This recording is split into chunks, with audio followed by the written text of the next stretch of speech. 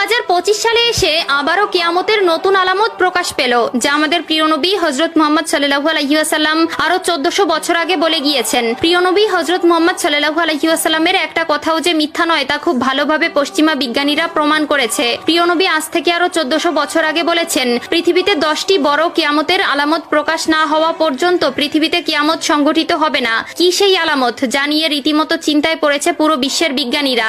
আপনি যদি একজন মুসলিম হয়ে থাকেন তবে ভুলেও ভিডিওটি এড়িয়ে যাবেন না, কারণ আমরা আজকে আপনাদের জানাতে চলেছি প্রকাশিত হওয়া সেই কিয়ামতের আলামত সম্পর্কে। আর আপনি যদি আমাদের প্রিয় নবী হযরত মুহাম্মদ সাল্লাল্লাহু আলাইহি ওয়াসাল্লামকে ভালোবেসে থাকেন তবে অবশ্যই কমেন্ট বক্সে আলহামদুলিল্লাহ কমেন্ট করবেন আর ভিডিওটি শেয়ার করে দিতে ভুলবেন না, কারণ আপনার একটি শেয়ারে আরো অনেক মুসলিম ভাই ও বোনেরা কিয়ামতের এই আলামত সম্পর্কে জানার সুযোগ পাবে। তো চলুন বেশি কথা না বলে শুরু করা যাক আজকের এই ভিডিও। হাদিসে বর্ণিত আছে, কিয়ামত সংঘটিত হওয়ার পূর্বে পুরো পৃথিবী থেকে পবিত্র আল কোরআন উঠিয়ে নেওয়া হবে। প্রিয় দর্শক, কিয়ামতের নিকটবর্তীতার প্রমাণ স্বরূপ কিছু আলামত প্রকাশ পাবে। এর মধ্যে কিছু হবে বড় আলামত, আবার কিছু হবে ছোট ছোট আলামত। ইতিমধ্যে পুরো বিশ্বে অসংখ্য কিয়ামতের ছোট আলামত প্রকাশিত হয়েছে।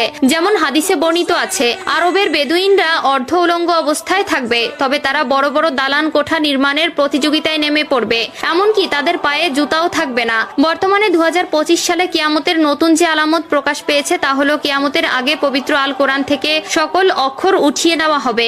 ইতিমধ্যে এমনই কিছু তথ্য প্রকাশ পেয়েছে। আজ থেকে প্রায় 1400 বছর আগে মহান আল্লাহ তাআলা হযরত মুহাম্মদ সাল্লাল্লাহু আলাইহি ওয়াসাল্লামের উপর কোরআন নাজিল করেন এবং আল্লাহ তাআলা ঘোষণা দেন কিয়ামতের আগ পর্যন্ত তিনি নিজেই তা সংরক্ষণ করবেন। আল্লাহ তাআলা পবিত্র আল কোরআনের মধ্যে বলেছেন, নিশ্চয়ই আমি কোরআন অবতীর্ণ করেছি এবং আমি এর সংরক্ষক।